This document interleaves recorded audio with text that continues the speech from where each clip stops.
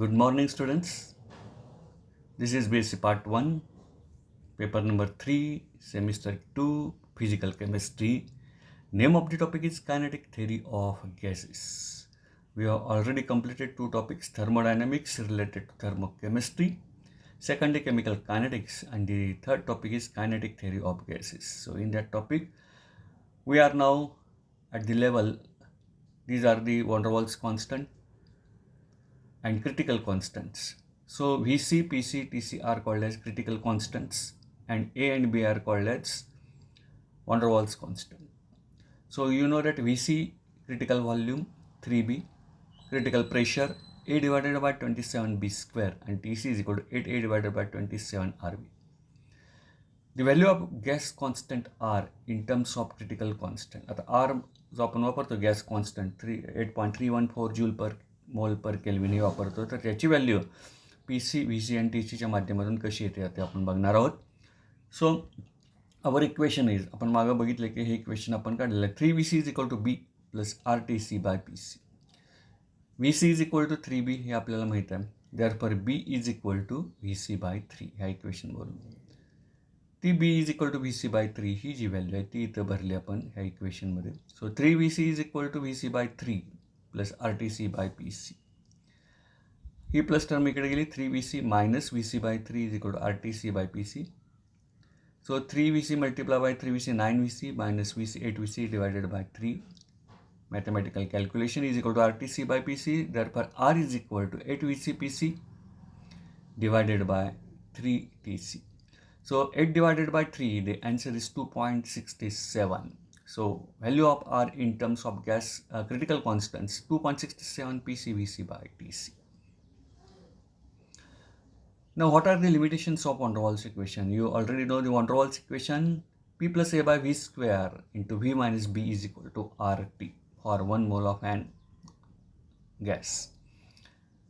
So first, near critical temperature and at high pressure, the real gases shows deviation from van der Waals equations.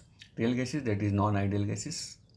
Perfect gases, that are ideal gases. So real gases shows a deviation from van der Waals equation. केव्हा? Near critical temperature. Critical temperature म्हणजे आपण काय बघितलं आणि at high pressure. So this is the first limitation. At low temperature and high pressure, van der Waals curves deviate from observed curves. Pressure कमी असेल आणि temperature कमी असेल आणि प्रेशर जास्त असेल. प्रेशर जास्त असेल तर गॅसेस मॉलिक्यूल एकमेकाच्या जवळ येतात, कोलिजन पॉवर वाढते वगैरे सगळं आपण बघितलेलं आहे. Phenomena of solidification cannot be explain. Solidification म्हणजे लिक्विडचं सॉलिड होणं, हा जो काय फिनॉमिना आहे तो van der Waals equation explain करू शकत नाही समाधानकारक.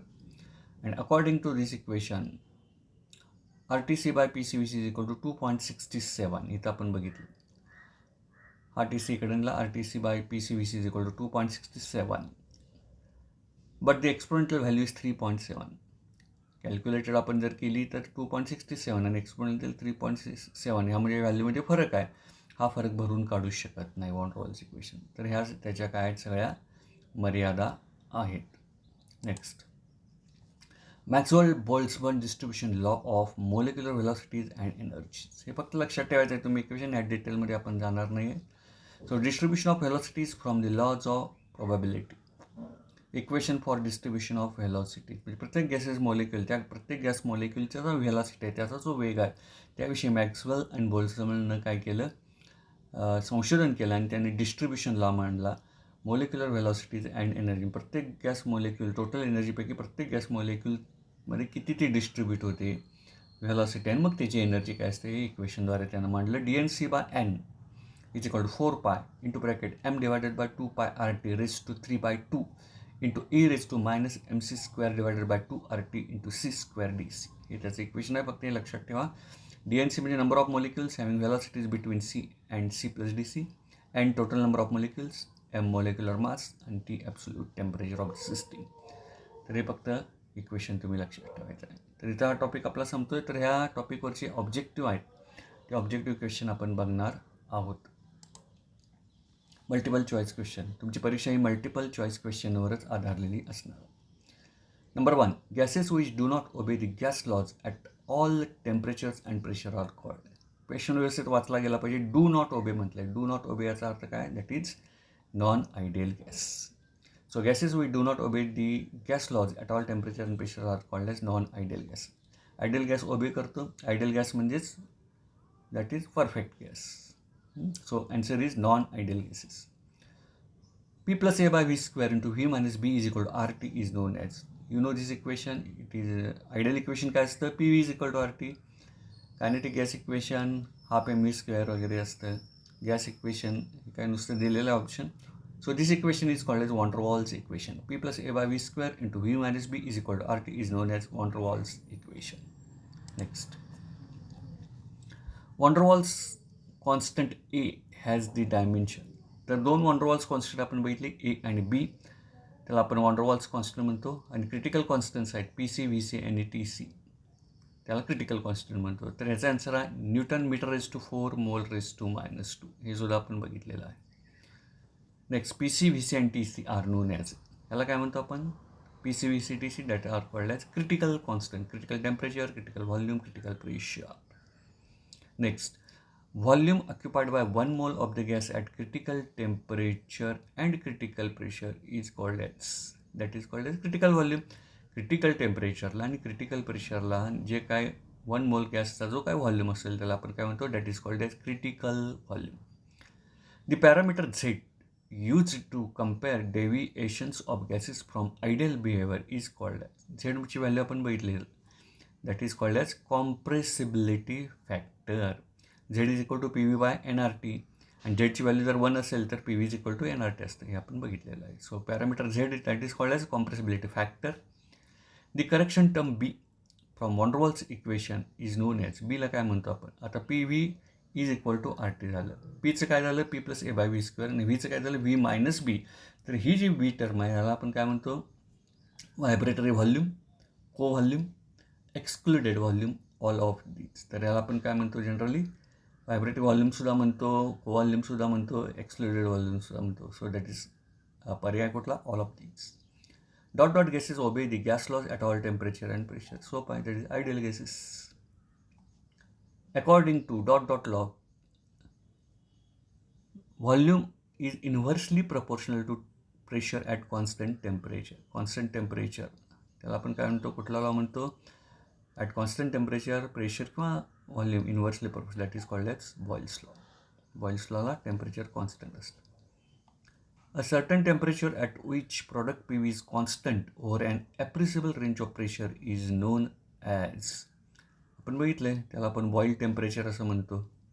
कशाला बॉईल टेम्परेचर म्हटलं? The certain temperature at which the product PV is constant. PV constant असतो over and appreciable range of pressure. Pressure कमी असू दे, जास्त असू दे, ॲप्रिशिएबल रेंज असू दे त्याची, त्याला आपण बॉईल टेम्परेचर असं म्हणतो. Next, the actual volume of gas molecules is negligible in comparison with total volume. Total व्हॉल्यूमच्या तुलनेत एका गॅस मॉलिक्युलचं व्हॉल्यूम हा निग्लिजिबल असतो. The curves representing variation of pressure and volume at constant temperature are called as. त्याला आपण आयसोथर्म म्हणतो. Constant टेम्परेचरला pressure आणि व्हॉल्यूमचा जो ग्राफ असतो त्याला आयसोथर्म म्हणतो.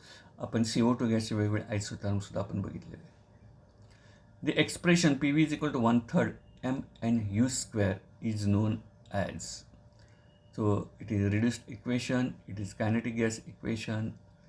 Both A and B are none of these. So it is kinetic gas equation. हे आपण पहिल्या टप्प्यात बघितलेलं आहे. The RMS velocity is given by. आता RMS velocity त्याला आपण काय म्हणतो? So RMS velocity is given by the equation U is equal to square root 3RT by.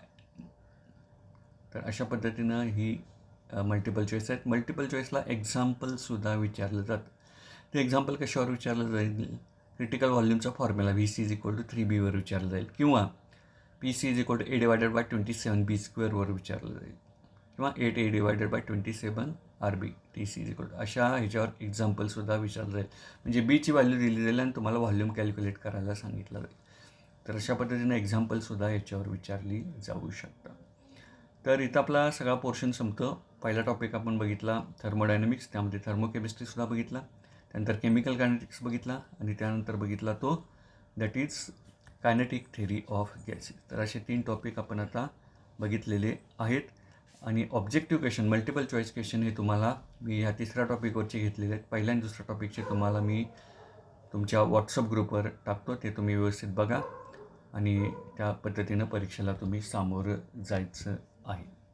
Okay, धन्यवाद. स्वस्थ राहा, सुरक्षित राहा, घरीच राहा. सॅनिटायझरचा वापर करा, मास्कचा वापर करा, स्वच्छ साबणाने हात धुवा, कोरोनाला सामोरं जा, स्वतः सुरक्षित राहा, दुसऱ्यांना सांगा. Thank you very much. Have a nice